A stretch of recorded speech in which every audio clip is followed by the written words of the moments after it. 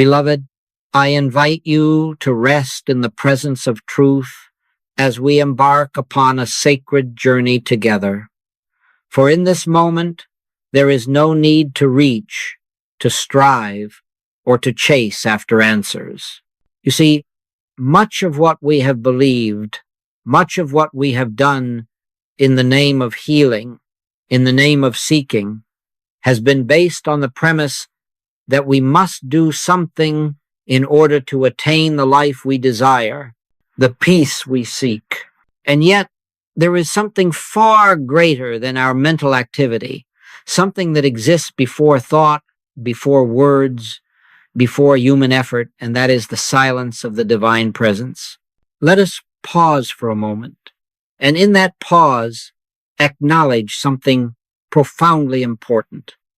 The most sincere of us have prayed, have meditated, have struggled with the deepest of our desires, and yet the answers seem elusive. Why is this? Why, despite all our striving and speaking, does peace often seem to evade us? The reason is simple. We have not yet realized that words, no matter how well-intentioned, cannot lead us to the truth we seek. There comes a point, beloved, in our spiritual journey when we must come to the realization that words, as precious as they may be, eventually fall short. They become tools of the mind that can only reach us so far. Words, whether in affirmations, prayers, or even in scriptures, are vehicles that guide us to the edge of understanding, but they do not carry us over. It is the inner realization, the quiet, deep recognition of the divine presence within us that leads us to healing. The moment we cease our mental chatter and simply recognize that God is here in this very moment, as this very moment, we begin to enter into the sacred stillness that is the true healing power. In the Gospel of John, we hear the words of Jesus, "The Father and I are one," John 10:30. This simple yet profound declaration is not merely a statement of theological importance. It is a statement of absolute truth. Christ did not need to strive or struggle. He was aware of the Father within him. And so it is with us. In truth, the only power in existence is the power of God, and when we recognize that power, we no longer need to labor in words. We rest in the truth that I am as God declared to Moses in the burning bush, Exodus 3:14. The fullness of all that is exists in this very moment, and we, like Christ, can rest in it. But we do not rest in this truth casually or thoughtlessly. It is not a matter of simply saying that God is with us. No, this is the moment of profound recognition. God is with us, not merely beside us, not somewhere in the future or in the past, but here, now, in us. This is the eternal reality that we are invited to experience and live from, not through the work of words, but through the stillness of the soul. Too often, we are swept away by the urgency of life, by the demands of our material world, by the swirling thoughts of our minds. Yet, within each of us lies the divine silence, the silence that is not empty, but full of all possibilities. It is a silence of the soul that has no need to speak, because it knows all things. It is here that healing occurs. It is not in the loud words, the repeated prayers, or the affirmation of conditions. Healing is found in the quiet recognition that the divine presence is already fully expressed within us. You see, beloved, God has already provided all things before they call, I will answer, Isaiah 65:24. The problem is not that God is withholding anything from us, but that we are not yet quiet enough to hear the answer. We do not need to make God act on our behalf. We do not need to compel God to come to us. The question is, are we willing to enter into that silence where all things are already known, where the mind can rest in the presence of the I Am? As we move into the deeper parts of this truth, let us hold this quiet space in our hearts. Let us embrace the fact that our healing does not come from our striving or even from our understanding. Healing comes from the stillness, the silence, the deep acknowledgement of the truth that is already established in God. The words we speak are simply pointers leading us to the stillness of that recognition. And in that stillness, all things are made whole. Now, beloved, having come to this point of stillness, we are prepared to see something that has been hidden in plain sight. For many years, sometimes for a lifetime, we have approached healing, prayer, and even spiritual living from an assumption so universal that it is rarely questioned. That assumption is this, that the trouble lies in the condition, and that the work must therefore be done upon the condition. Whether the condition appears as disease, lack, fear, sin, loneliness, or failure, the human mind immediately goes to work upon the appearance. Even when we are spiritually trained, even when we speak the language of truth, we often do the same thing under a different name. We say we are treating, we say we are affirming, we say we are denying error, but all the while our attention is fastened upon the condition.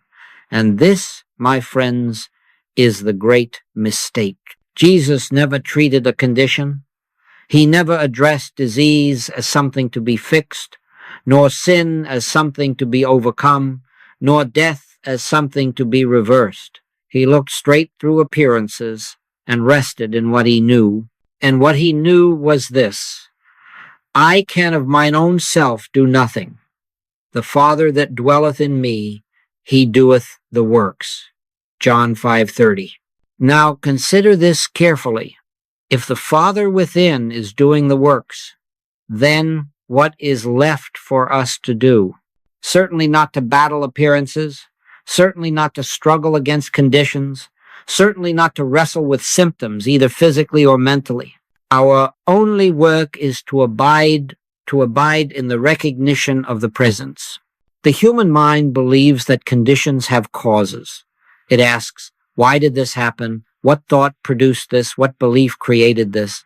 And so the search begins, an endless search into the realm of effects. But Spirit reveals something entirely different. Spirit reveals that the cause of all discord is not personal thinking, not individual wrongdoing, not even wrong belief in the ordinary sense, but universal belief, what we have called universal hypnotism. The world mind, the collective belief of humanity, operates like a suggestion accepted without question. You are born, you grow, you struggle, you decline, and you die. Bodies break down, supply is limited, health must be maintained. These are not truths. They are assumptions. They are not laws of God. They are agreements of human belief. And the tragedy is not that they exist, but that we unconsciously accept them as reality. Scripture tells us, be not conformed to this world, but be ye transformed by the renewing of your mind. Romans 12:2. Notice that it does not say fix the world, nor does it say correct the body. It says be transformed. Transformation does not occur at the level of conditions. Transformation occurs at the level of consciousness. When we try to heal a condition, we are admitting, without realizing it, that the condition has power, presence, and reality. We may say with our lips, God is the only power, but if our attention is riveted on disease, lack, or fear, then that condition has already been given a throne in consciousness, and whatever occupies consciousness governs experience. This is why so many sincere students grow weary. They know the truth. They can quote it. They can repeat it fluently. But they are exhausted from fighting shadows. They are attempting to awaken from a dream by rearranging the furniture in the dream. And no matter how beautifully the furniture is arranged, it is still a dream.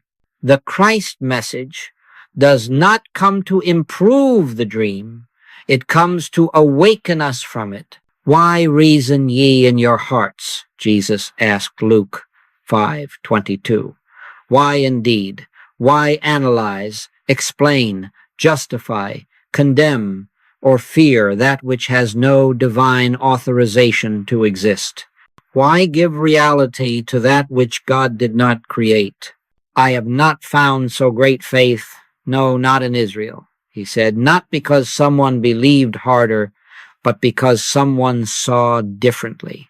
The moment we cease treating conditions and begin recognizing consciousness, something extraordinary happens. The burden lifts. The struggle dissolves. The sense of personal responsibility for making things right fades away. And in its place comes a quiet assurance, not that we are doing the right work, but that God is. This is why silence is so essential. In silence, conditions lose their voice. In silence, appearances are stripped of their authority. In silence, the soul remembers what has always been true. The Lord is in his holy temple. Let all the earth keep silence before him. Habakkuk 2:20. Silence is not indifference. Silence is not denial. Silence is recognition. It is the acknowledgement that reality does not need our assistance. It only needs our consent. And so, beloved, we begin to see that healing is not an act, not a process, not a method. It is the natural result of consciousness aligned with truth. When consciousness is lifted above the level of appearances, appearances rearrange themselves without effort, without struggle, and without explanation. The flesh profiteth nothing, Jesus said. It is the spirit that quickeneth. John 6:63. Flesh appearance condition profits nothing. Spirit consciousness awareness is the life giver. And until this is seen, truly seen, the student will continue to labor where no labor is required. But once it is seen, once even a glimpse is caught, the whole direction of spiritual work changes. One no longer asks, how do I fix this? One asks only, am I resting in the truth of being?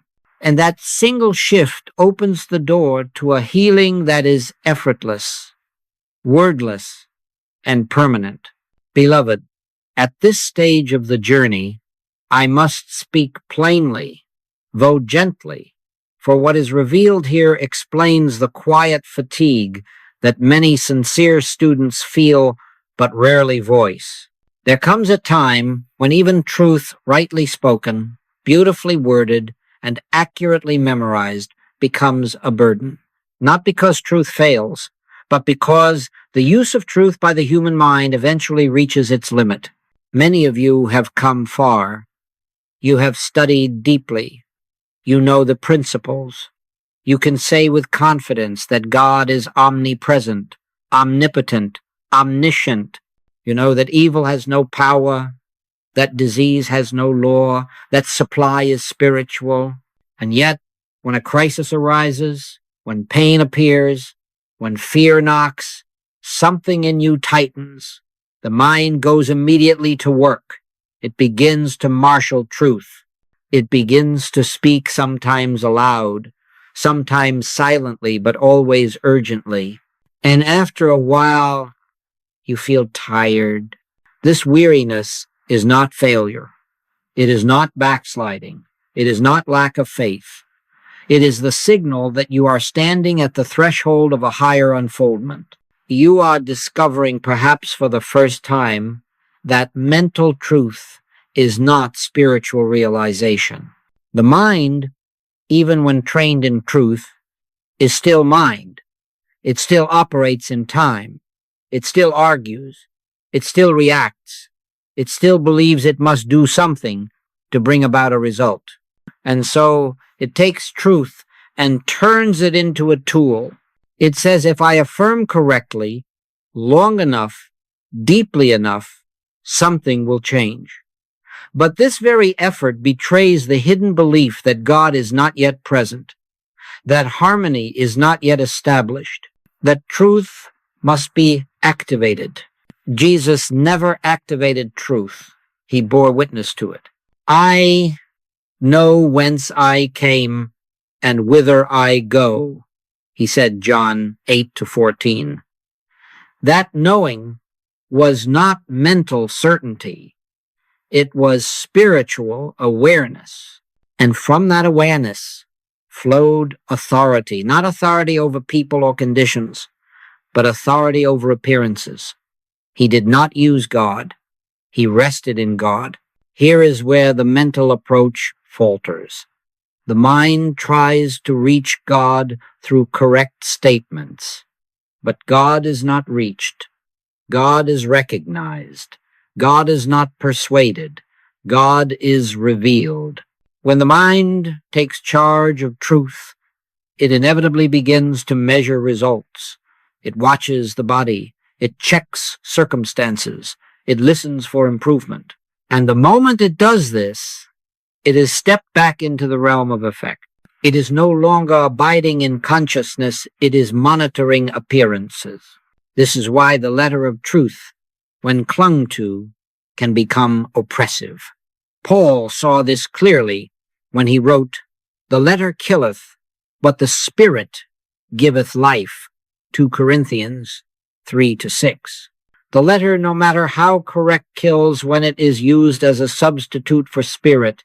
It exhausts the seeker because it demands continual effort. It requires constant vigilance. It never allows rest. But Christ consciousness is rest. Come unto me, all ye that labor and are heavy laden, and I will give you rest, Jesus said, Matthew 11:28. He did not say, come unto me and learn better techniques. He said, rest. Rest from what? Rest from the burden of self-improvement, from the strain of spiritual performance, from the endless effort to make something happen. This is where many students hesitate. There is a subtle fear here. If I stop affirming, if I stop treating, if I stop thinking truth, will I lose ground? Will things fall apart? Will the condition worsen? And this fear reveals the last stronghold of personal sense, the belief that I am responsible for maintaining harmony. But the moment you see that harmony is not maintained by you, but revealed through you, the fear dissolves. Be still and know that I am God. Psalm 46-10. Notice that knowing follows stillness. It does not precede it. As long as the mind is active, calculating, declaring, defending, it cannot know. Knowing is a function of consciousness, not intellect. This does not mean that truth statements are wrong. They have their place. They lead us out of ignorance. They purify thought. They prepare the ground, but they are not the harvest. And if we try to live on preparation alone, we starve. The infinite way reveals that the mind has no power, neither good nor bad. Power belongs to spirit alone. And the moment this is accepted, not merely believed, the struggle ends. One no longer tries to hold truth. One becomes receptive to truth holding him. At this point, the student stops asking, what should I think? And begins to ask, can I listen? He stops trying to reach God and begins to notice that God has never been absent. He ceases mental manipulation and enters spiritual receptivity. This is the holy ground where shoes must be removed, not because thought is sinful, but because it cannot tread here. This is the place where words grow quiet, where effort dissolves, and where the presence reveals itself without announcement. And it is here, only here, that healing without words becomes possible. Beloved, when we speak of silence, we must be very careful, for silence has been misunderstood more than almost any other aspect of the spiritual path. To the human mind, silence sounds empty. It sounds passive. It sounds like doing nothing. And because the human mind has been trained from childhood to believe that nothing happens unless something is done, silence is often feared, avoided, or misunderstood. But the silence of which we speak is not the absence of activity. It is the absence of personal activity. It is not a void. It is a fullness.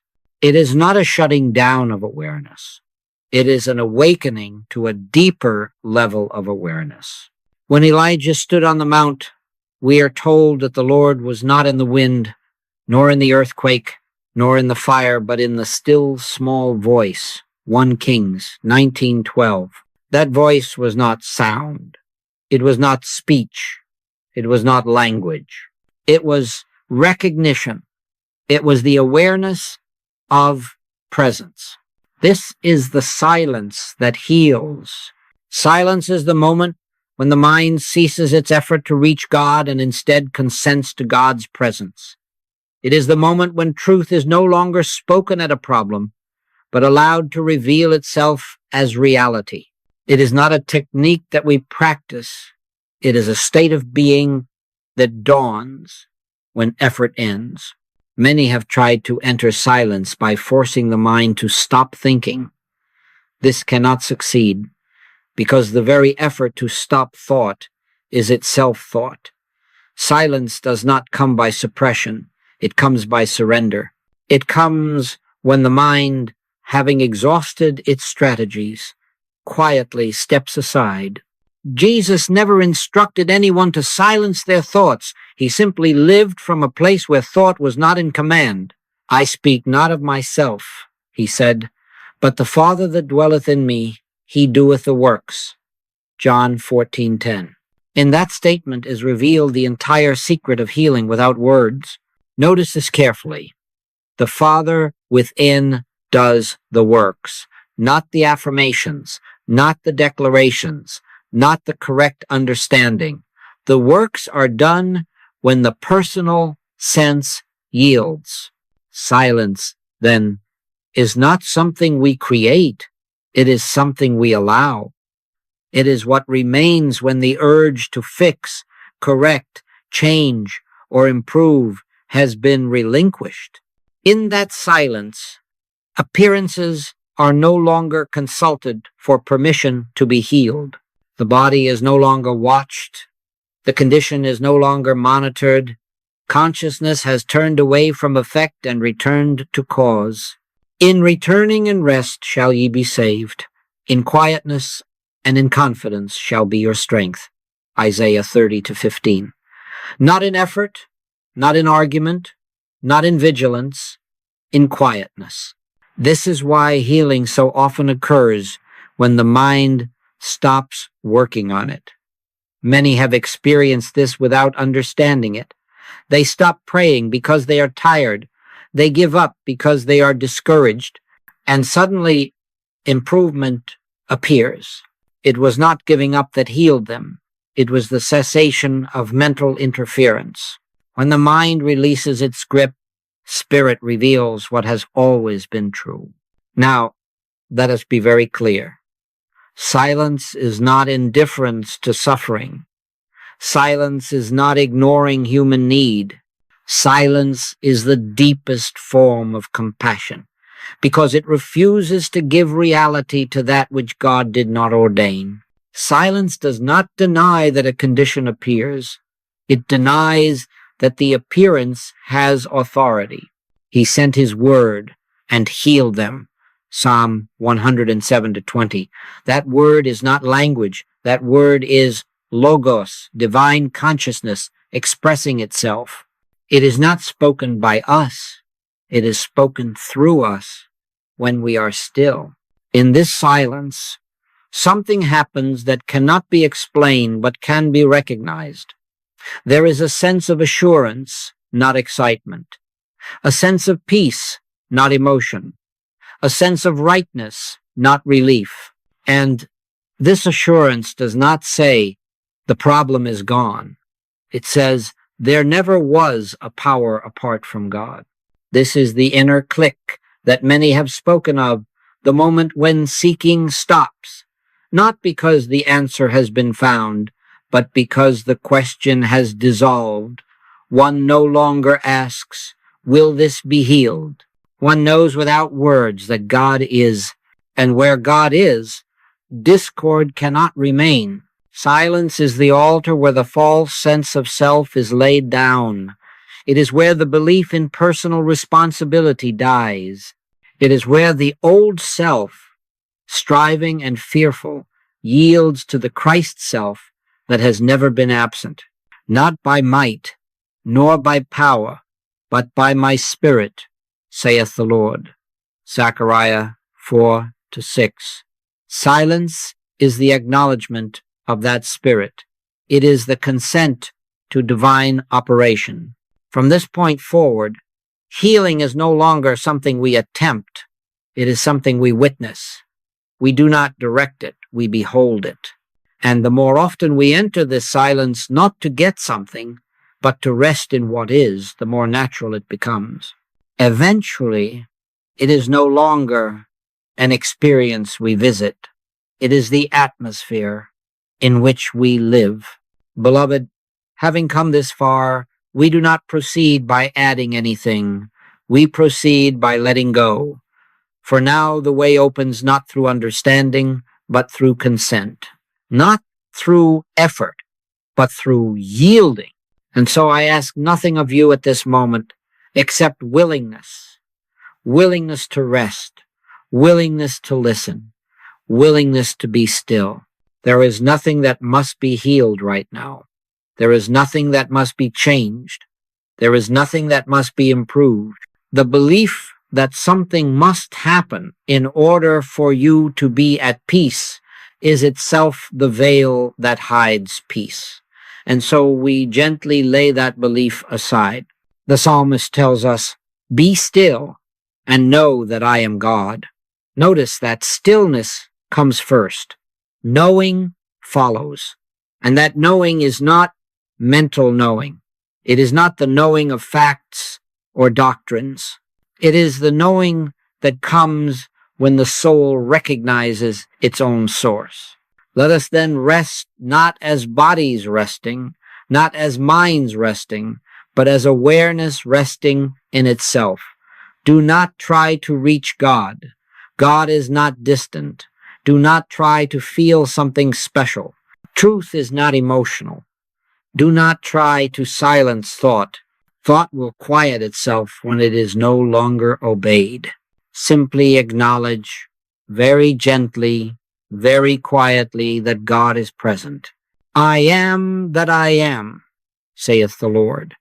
Not I will be, not I was. I am, present, complete, fulfilled. Let that be enough. If a thought arises, do not resist it. Let it pass as a cloud passes across the sky. The sky does not struggle with the cloud. It does not analyze it. It does not try to remove it. It remains what it is. And so do you. For in Him we live and move and have our being. You are not entering God. You are noticing where you have always been. There is no you here trying to contact God and no God there responding. There is only being, one life, one presence, one consciousness, appearing as awareness itself. Rest there. If the mind asks, is this working? Gently smile. and let the question dissolve. Silence does not work. Silence reveals. It reveals that nothing has ever been absent. Nothing has ever been broken. Nothing has ever been outside of divine care. He that dwelleth in the secret place of the Most High shall abide under the shadow of the Almighty. That secret place is not a location. It is consciousness, withdrawn from appearances and resting in truth.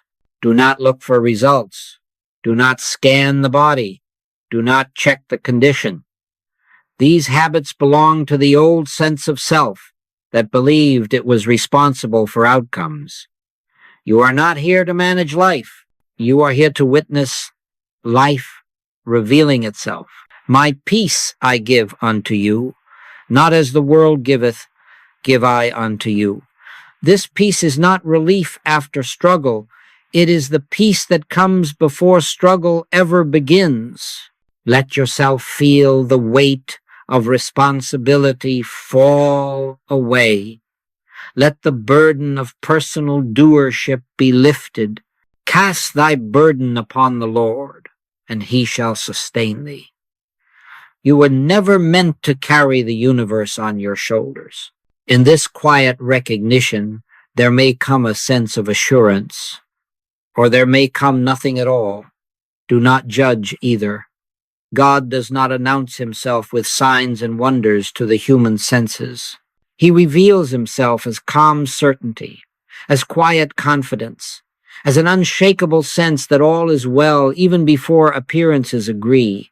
This is not faith in a future outcome. This is awareness of present reality. The Lord is my shepherd. I shall not want. Not I will not want. I shall not want now. In this moment, in this stillness, remain here as long as there is no urge to leave.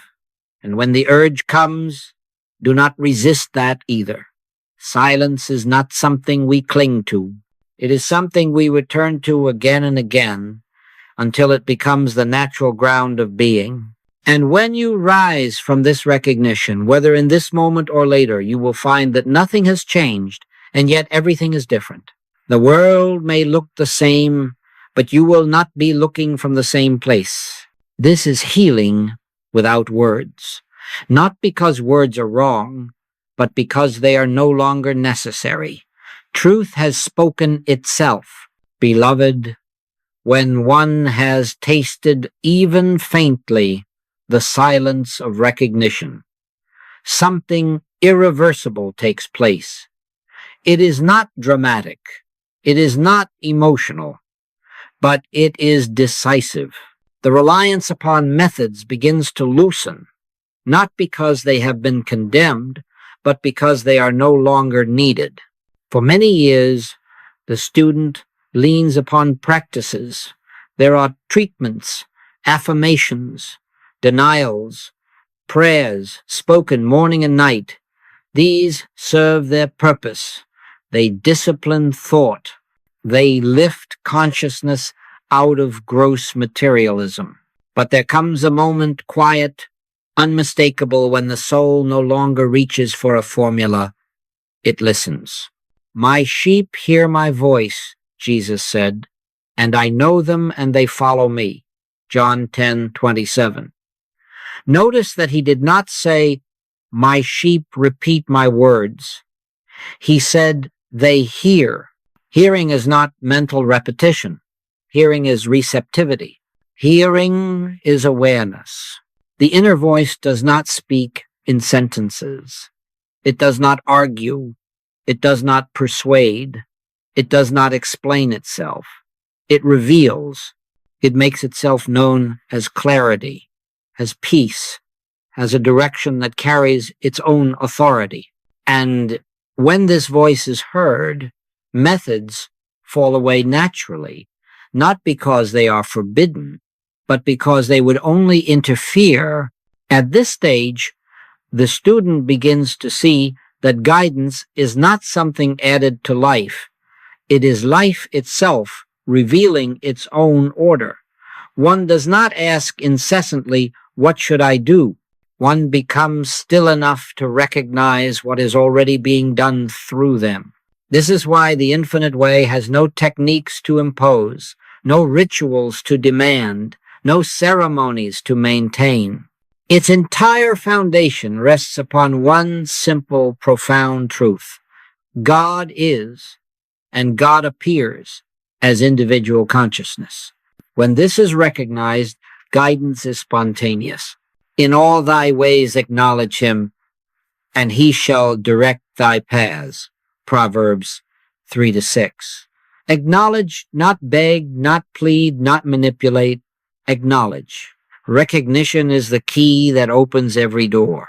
The inner voice never urges. It never pressures. It never frightens. If a direction comes with anxiety, it is not spirit. If a thought carries fear, haste, or compulsion, it has arisen from personal sense. The voice of God is gentle, firm, and peaceful. Even when it leads into unfamiliar territory, it carries no strain. Here, another fear often arises. If I stop planning, will my life fall into chaos? This fear again reveals the belief that order is personal, but order is divine. It has always been divine. The planets do not consult charts before moving. The seasons do not deliberate before changing. And you, as the expression of divine intelligence, do not need to orchestrate your life. When he giveth quietness, who then can make trouble? Job 34-29. When consciousness is settled in God, confusion loses its foundation. From this point forward, spiritual work is no longer something set aside for special hours. It becomes the undercurrent of daily life. Decisions are not made from fear or desire, but from a sense of rightness. Words are spoken not to impress or defend, but because they arise naturally. Even silence becomes expressive. This is what Paul meant when he said, I live, yet not I, but Christ liveth in me. Galatians 2:20. The personal sense does not disappear. It becomes transparent. It becomes an instrument rather than an authority. And healing now occurs without effort. One does not think about it. One does not watch for it. One does not claim it. It happens as naturally as light dispels darkness. When a curtain is drawn back, there is no struggle between light and darkness. Darkness simply is not. So too with discord. When the inner voice governs consciousness, appearances adjust without announcement, bodies respond, circumstances rearrange, relationships soften, supply flows. And yet none of this is sought. These are effects, not objectives.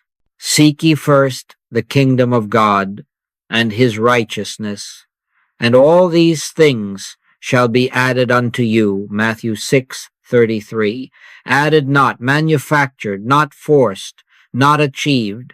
Added, beloved, when the inner voice replaces all methods, life becomes simpler, not easier to the human sense, perhaps, but lighter.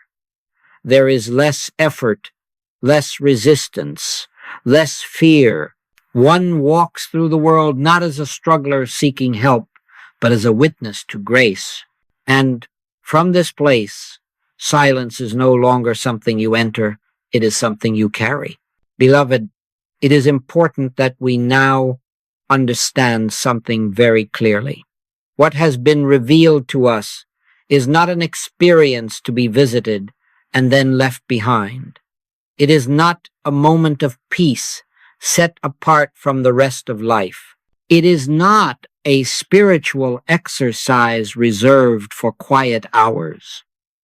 What has been opened is a way of living The temptation, always, is to think that silence belongs to meditation, that recognition belongs to prayer, and that the rest of the day belongs to human effort. But this division is itself the last remnant of personal sense. The Christ life does not come and go. It abides. Pray without ceasing, Paul tells us, 1 Thessalonians 5:17. He was not instructing us to speak continuously to God. He was pointing to a state of consciousness, an inner attentiveness in which awareness never departs from the presence. This is prayer without words. This is communion without form. Living this way does not require withdrawal from the world. It requires withdrawal from reaction. The world will still present appearances. News will still report trouble. Bodies will still register sensation. Circumstances will still shift. But the difference lies here. Consciousness no longer descends into the appearance to wrestle with it. You learn gradually and gently to pause. Before responding, you pause. Before deciding, you pause. Before fearing, you pause. And in that pause, the inner recognition returns not as thought but as awareness. The Lord is in this place, and because He is, no other power need be consulted. This pause is not delay. It is alignment. It is the moment when the personal will steps aside and divine order resumes its government. Many mistakes are avoided not because we become wiser, but because we become stiller. Trust in the Lord with all thine heart, and lean not unto thine own understanding. Proverbs 3-5. To lean not on understanding does not mean to abandon intelligence. It means to stop letting the human mind sit on the throne of consciousness. As this way of living unfolds, you may notice that problems no longer command immediate attention. They are seen, but they are not believed. They are acknowledged, but not obeyed. They are met not with resistance, but with recognition. You may also notice something else. Compassion deepens. Judgment softens. The need to correct others fades. Why? Because you begin to see that everyone is acting from their level of awareness, just as you once did. And you realize that the same presence that governs you governs them, even when it is not yet recognized. Judge not according to the appearance, but judge righteous judgment. John 7:24. Righteous judgment is not condemnation. It is seeing through appearances to spiritual reality. Living this way does not mean you become passive. On the contrary, action becomes more precise, more effective, more timely. You say less, but what you say carries weight. You do less, but what you do bears fruit. There is a quality of rightness that accompanies your movements because they are no longer driven by fear or ambition. This is the life that Jesus lived. He walked through crowds without haste. He slept in storms. He waited when others panicked. He moved when the hour had come and not before. He was not guided by circumstances, but by consciousness. The Son can do nothing of himself, but what he seeth the Father do. John 5:19. Seeing the Father is not vision. It is awareness. It is knowing when to act and when to remain still. And so, beloved, do not try to hold on to what has been revealed. Holding is effort. Clinging is fear. Simply return again and again to the inner pause. Let silence be your companion. Let recognition be your refuge. Over time, you will discover that the session never ends. Life itself becomes the practice. and the Christ no longer sought is lived. Beloved, we come now not to a conclusion, but to a resting place. For truth is never concluded. It is only recognized. And when it is recognized, there is nothing left to say. All that needed to be said has already been said, not in words, but in the silence that has accompanied them. The mind may remember phrases, ideas, scriptures, but the soul remembers something else entirely. It remembers the presence. It remembers what has always been true. Be still and know that I am God. This is not a command. It is a revelation. Stillness is not demanded of you. It is invited. Knowing does not come from effort. It dawns when effort ends. There is nothing you must carry away from this moment. Nothing to practice. Nothing to achieve. Nothing to demonstrate. The belief that something must follow is itself the last illusion to fall away. God is not at the end of a spiritual journey. God is the ground upon which the journey was imagined. He that dwelleth in love dwelleth in God, and God in him. Dwelling is not visiting, dwelling is abiding. And you have never been absent from that dwelling, even in your moments of doubt, fear, or confusion. If there is healing yet to appear, it will appear. If there is harmony yet to unfold, it will unfold. Not because you have earned it, not because you have remembered enough truth, but because truth is law, and law fulfills itself without permission. My grace is sufficient for thee. Sufficient, not added to, not supplemented by human effort. Sufficient. Do not look back upon what has been said. Do not look forward to what may happen. Rest now in the simple awareness that I am, not as a phrase, not as a declaration, but as being itself. If thoughts come, let them come. If silence remains, let it remain. If peace is felt, receive it. If nothing is felt, trust it. God does not reveal himself through sensation. He reveals himself as certainty without reason, as peace without cause, as presence without form. You will seek me and find me when you search for me with all your heart. And now you see you were not searching for God. You were searching for rest, and rest has found you. So we do not close with words. We close with stillness. We do not end with instruction. We end with recognition. That which heals is here. That which governs is here. That which you have sought is here, and it always has been.